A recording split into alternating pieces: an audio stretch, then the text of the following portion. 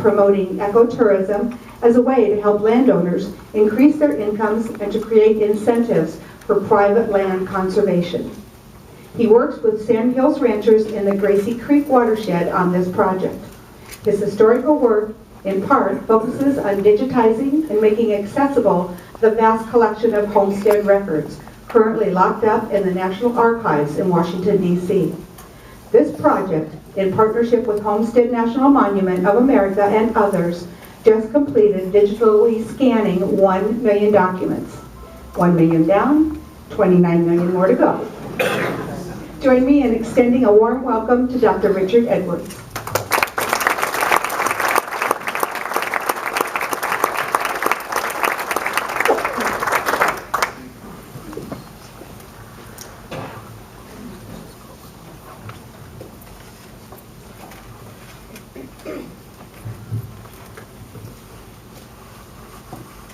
Well, thank you very much for that very nice, warm welcome. I'm delighted to be here in Beatrice. As was mentioned, I do some work at the university in conjunction with the Homestead National Monument and Mark Engler. It's a little odd for me to be in Beatrice at lunchtime and not be sitting at the Black Crow. But it turns out that Beatrice has more than one good restaurant, and so now we'll have to increase the array of restaurants we go to. And I might say, by the way, that I hope that you value as much as I do the National Monument. Sometimes people in a local area don't value their own assets as much as maybe people who come from further away. I'm thinking about, for example, the Connie and Grand Island area, which for decades knew that there were all those birds that came out in the field sometime around March, but paid no attention to them. And then at some point somebody said, hey, you know, it's kind of interesting to watch those. And of course today, the tourism that is generated by the sandhill crane migration pumps about $10 to $20 million into that economy every year.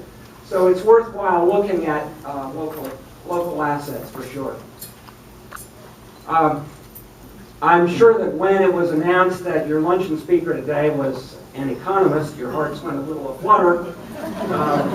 You remember those fun-filled days sitting in Economics 101, and you said, yeah, I want some more of that. You know, they say an economist is somebody who's good with numbers, but doesn't have the personality to be an accountant. With apologies to the CPAs.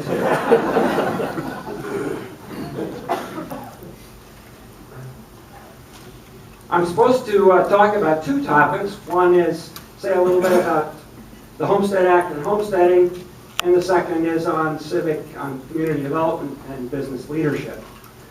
You know that I'm a professor. I only talk in 50-minute segments. They gave me two topics, so you do the math. Let me start with homesteading. Of course, this is the 150th anniversary of the signing of the Homestead Act in 1862. The Homestead Act and homesteading have become cherished, honored parts of our national heritage, our national narrative. Something like 1.6 million people moved on the land, made their claims, and got their patents or deeds to the land from the public domain. Something like 270 million acres were transferred from the public domain to those settlers. And it's said, with what degree of accuracy I'm not quite sure, that 93 million Americans alive today had some ancestor who was a homesteader. So this is a deep part of our national history, our national experience. It's one of the few things that both the right and the left agree on. You know, Maury Sandoz said the Homestead Act was the hope of the poor man. George Will, in a column in 2005, said it's one of the most successful social programs of all time. George W. Bush referenced it in his second inaugural positively. just recently, in the last few months, the left-leaning group in Washington called the Center for American Progress named it as one of the top 10 middle-class acts passed by Congress. That is, acts that supported the middle class. Both the right and the left see this as one of our nation's successes. Now, we should also recognize that there were a lot more people who moved onto the land and tried to homestead than actually wound up getting their deeds, their patents. We think that probably as many as 3.2, 3.5 million people made initial claims. Of that, about half stayed long enough to get their title to their land. Somebody said, the deal is the government bets you a quarter section of land that you can't survive on the prairie for 5 years. And of course, many did not. And then after people got their patents, many homesteaders then moved off in the next few years. The rule of thumb that Paul Gates, a great scholar of the public lands, used was it took 4 initial claims, people moving onto the land, making their initial claim, to wind up with 2 who succeeded in getting their patents. And it took 2 people who got their patents to wind up with 1 functioning farm. People left the farm, people agglomerated their land with relatives, people did other things. Among those, by the way, were my grandparents on both sides. My grandparents homesteaded in North Dakota in 1902 and 1903. My paternal grandparents stayed on the land about 10 years, got the title to the land, and then moved off and did other things. My maternal grandparents stayed 20 years or so, obviously got the title to their land. My grandmother, who was one of the original clean freaks, thought she didn't want to stay out there with the wind and the dust and so on any longer, and they moved off the land.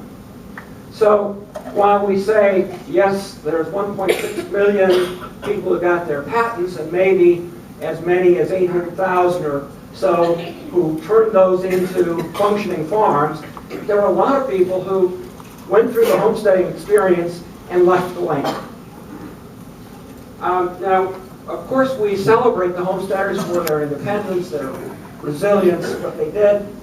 One part of the homesteading experience, I think, has not been very well recognized.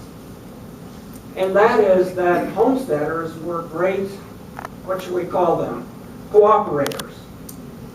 They were out on the prairie on their own claims, but they pretty quickly discovered that there were things that they wanted to do with their neighbors, their relatives, their friends, other people in the area. The first thing was one homesteader might have a team and another homesteader might have a plow. Now, it's pretty obvious that some cooperation there would help. And so in doing the building, in plowing up the land that they needed to, and so on, they worked together. But it went far beyond that. One of the first things that happened after homesteaders had settled in an area was that they built a school. They got together, they built a school. They built those buildings that we now know as one-room schoolhouses, thousands and thousands of them scattered across the land. Second thing they did was they built a church. If it was an area that was settled by people from one ethnic group or one religion, one church was enough. If not, there might have been 2 or 3 churches in the area. But that was another thing that they did relatively quickly, and they did together. They worked together on that. Went even beyond that. It was very important for homesteaders to be able to get to town because they needed to be able to get supplies from town. Of course, anything manufactured, almost anything manufactured, but even food supplies and other things. So keeping the roads open, keeping them open in the winter, keeping them from being washed out in the summer, in the rains. They worked together on keeping the roads going. Those became road associations. Road associations then eventually graduated into becoming county roads. So homesteaders worked together on a lot of things. And I want to come back to that in a minute because I think it's an interesting and somewhat forgotten legacy of homesteaders. Let me turn to the second topic, community development and local leadership. You know, the question here really is, why do some communities seem like they are successful, small towns, small cities, whatever, and others seem like they're not? Why is it that some towns seem to do well in building what the town sees as its future, and other towns have trouble with that? A lot of people have looked at that and tried to figure out what causes that. The first case we may say, the successful one, we may say is a virtuous cycle, where engaging in activities in town, building things, working together for the town, then has positive feedback. People like the success of that, and so they want to do more. They work more on building the community. Other places have a vicious cycle, the kind of cycle where there are factions in the town, there are difficulties. You know, you may read about a town that has an election for mayor or local council or whatever. Very soon thereafter, there's a recall petition. People who lost the election don't like the results and want to have it overturned. There's conflict over bond issues for adding something onto the school or building a community center or whatever. So why is it that some communities seem to have success and others don't? A lot of people have looked at that, tried to figure that out. One person who's done that is a man named David Ivan, who is a professor at Michigan State. And he looked at 50 successful cities, small towns and small cities, and he came up with what he thought were the common elements of communities that did well, why they were successful. I'll just read you his list. Such towns invest in the downtown, involve young people, they do capital investment, they support entrepreneurs, they leverage local resources, they work regionally, they use the arts, they get people involved. Now, other people come up with lists, but different lists, but probably pretty similar. I mean, there are a whole lot of elements that people see as that kind of successful strategy. There's been more attention, though, recently paid to what might be thought to be a deeper or more fundamental reason for why some towns are successful and some are not. And that goes to what we might call towns that have thick networks of civic engagement. Thick networks of civic engagement. The idea is that in a town where you have lots of connections to other people in the town, those towns turn out to work better. Might be through youth sports, people see each other in youth sports. It might be through town activities, building a park for the town. It might be through service clubs. It might be through churches. It might be through town commissions and councils. All of these ways in which we come together in a town. Now, what's important about it is those are cross-cutting ways. So the people you see in church are not the ones you see at youth sports. And those are not the ones that you see when you're doing a town commission. The idea is we have lots of connections to the people in town. We don't always see the same people. And the idea is that when towns have this idea of thick connections of civic engagement, it creates a sense of identity for the town. It creates a sense of community spirit, a sense that people want to work together to build their town. It becomes harder to really dislike, to hate the people who are on the other side of whatever the issue might be, to fall into factions. One person who has studied this idea is a guy named Robert Putnam, who's a political scientist at Harvard. He wrote an influential essay called Bowling Alone.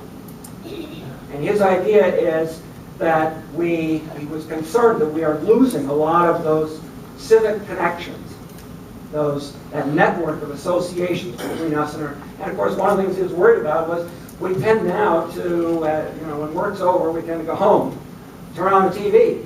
We don't see our neighbors. We experience something that is not part of our community, it's part of our national experience, but not so much our own community. And the title of his article, Bowling Alone, comes from the fact that he said, A generation ago, if you went to a bowling alley on Wednesday and Thursday nights, the place was lively with bowling leagues. People didn't bowl alone. They bowled in leagues. They saw their neighbors and their cousins and other folks. And increasingly now, when we go bowling, you get a couple of friends, you go down, you go bowling alone. Robert Putnam, by the way, will be in Lincoln speaking next week to give the governor's lecture. This is the one that's sponsored by the Nebraska Humanities Council in the Lead Center. On Tuesday night, his topic there is American Grace, how religion divides us and unites us. That's a lecture you may want to think about. It's free. You can take it, but it's free. Anyway, okay. So Robert Putnam. Let me just say in conclusion, a wise man once told me it's important to say in conclusion several times. It keeps people from sleeping and it gives them hope that this will end. So in conclusion, let me say a couple of things. One is, first, that many homesteaders who tried homesteading didn't succeed in staying on the land. Half of them failed to get their deeds, their patents. Half of those that remained left. Where did they go? Well, most likely, we don't know so much about this, most likely they moved to town. I mean, these are not people who had a lot of assets. Of course, some of them went to California or what, but most of them moved to the town nearby. And they brought with them to the town the attitudes and experiences that they had had in their homes, in their unsuccessful homesteading endeavor. One of those attitudes was it's good to work together. It's good to work together. So when they came to town, they brought that with them. Second point in conclusion,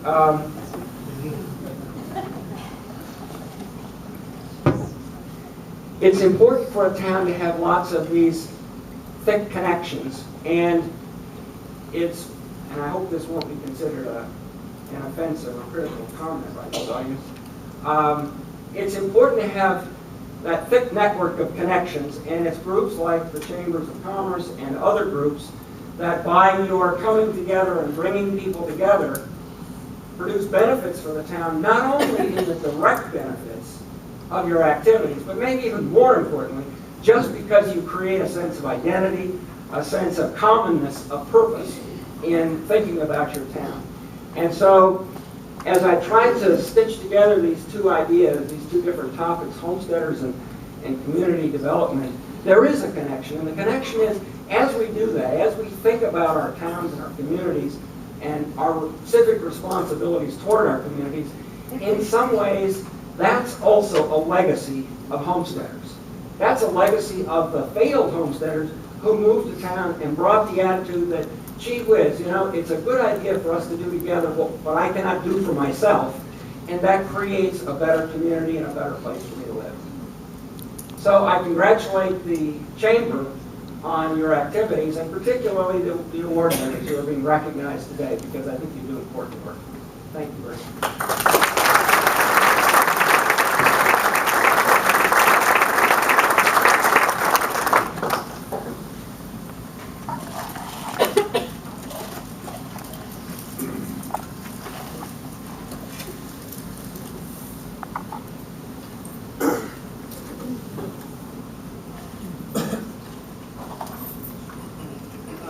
That now I have something in common with President Obama. His teleprompters tell him what to say, and the chamber here, the committee tells him what to say. A newer portion of the awards luncheon is recognizing chamber members who are celebrating significant milestones in their business. In your program, you will see a list of the businesses that have anniversaries. Those in attendance, please come forward to receive your award. First is Jones Agency, in business for 75 years. Solution One. They've also been in business for 75 years.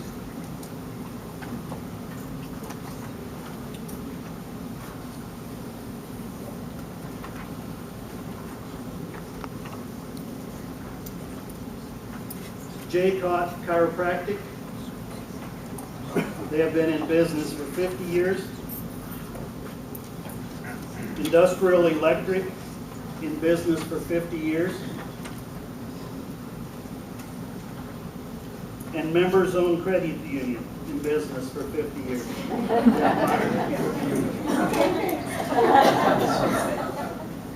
Beatrice Machine, 25 years. Carson's Garden, 25 years. Hair Studio, 25 years.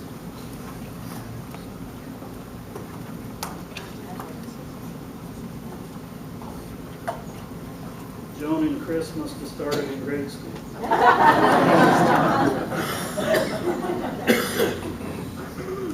The Kensington, 25 years. Cemetery somewhere. Terry's here. Terry. We have two Terrys at work.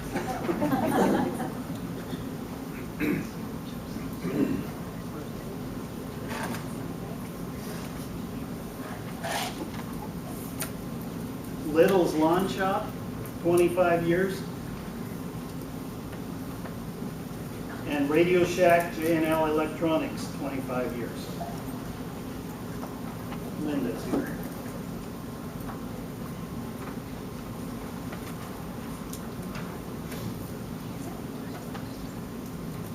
Let's congratulate all the business.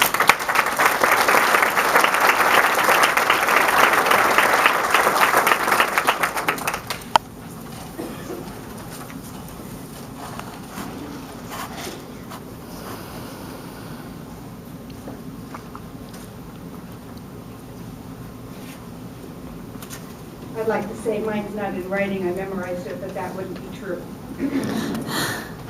This is the part of our program where chamber members have the opportunity to recognize their employees.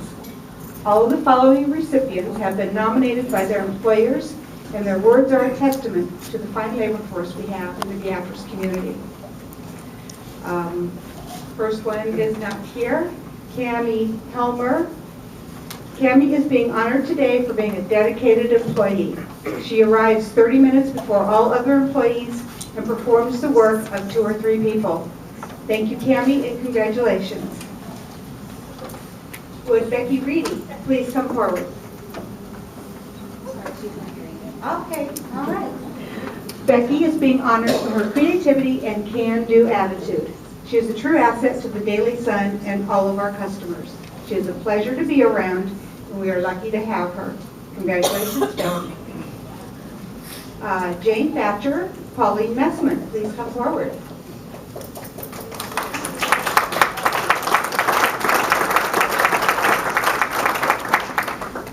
Becky is being honored for her, wrong one.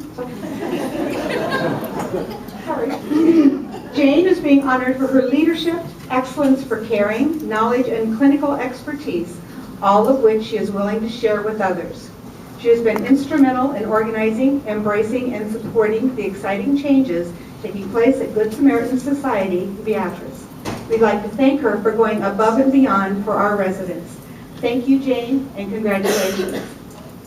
Pauline is being recognized for her dedication for nearly 5 years. She is conscientious, knowledgeable, and patient. She has great time management skills, is welcoming to new employees, always has a smile on her face, and has a positive attitude that is much appreciated. Thank you, Pauline, and congratulations.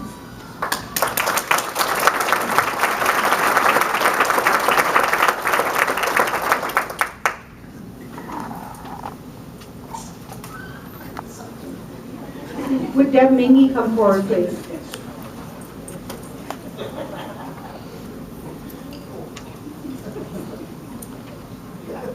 Deb is being recognized for her outstanding efforts at Great Western Bank over the past 2 years. She takes extra time and puts in extra effort in her loans, which serve our customers well. Her efforts emphasize our company's dedication to timely customer service. Her hard work does not go unrecognized at our branch or others. We appreciate all that she does. Thank you, Deb, and congratulations.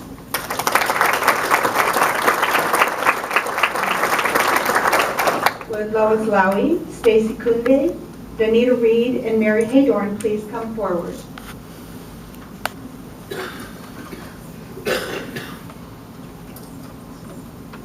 hope I got your names right. Lois is being honored today for her dedication over the last 28 years of Valentino's of Beatrice, 30 years.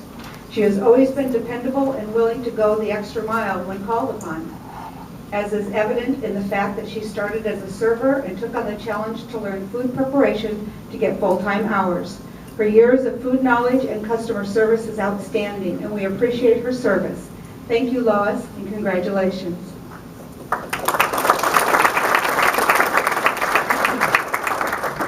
Stacy is being honored for her dedication over the last 20 years of Valentino's 30 years.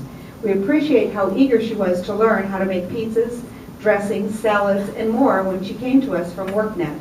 She has worked very closely with her mentor, Lois, and we are proud of her for her contribution to our Sunday brunch success as she opens the restaurant nearly every Sunday and prepares many of the dishes. Thank you, Stacy, and congratulations.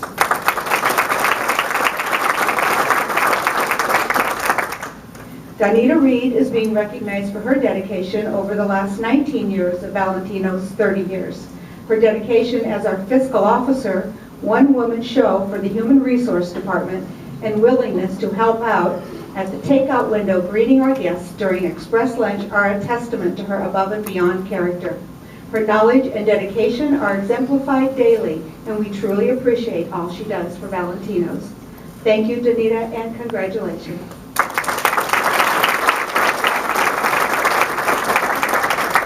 Mary Haydorn is being recognized for her dedication over the last 12 years. It has been a joy to watch her grow as she started with Valentino's while attending high school. We appreciate her continued commitment as she now works full-time as a registered nurse at Beatrice Community Hospital, yet still has time to work at Valentino's and serve all of her favorite guests. Thank you, Mary, and congratulations.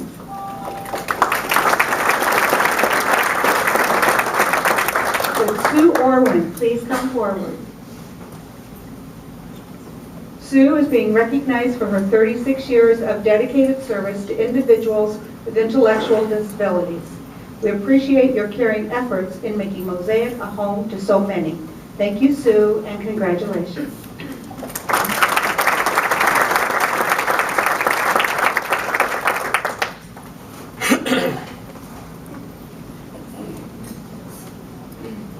Antonio Cubas is not here, but he's the next one mentioned. Antonio is being honored today for his outstanding work with families, youth professionals, and coworkers that he interacts with in our Southeast service area. He continuously maintains a positive attitude and continues to be a role model in all aspects of better living. We are thankful for his dedication to the mission of Better Living Counseling. Thank you and congratulations.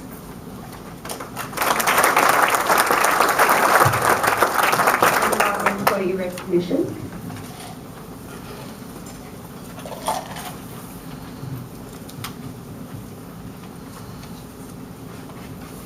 One of our several committees, the ambassadors, serve as a goodwill arm of the Chamber by promoting a positive relationship with existing, new businesses, Chamber members, and surrounding communities. They represent the business community. Each year, the ambassadors receive points for all of their events they attend, such as ribbon cuttings, business after hours, recruiting and signing up members, and for helping the Chamber in many other ways. In January, at our annual banquet, we recognized 9 ambassadors for having their stars. However, at the Business Awards Luncheon, we recognize only one, and that is the Ambassador of the Year. Shirleen is a role model of the Chamber volunteer and represents the ambassadors well. Our 2012 Ambassador of the Year is Shirleen Wolfe.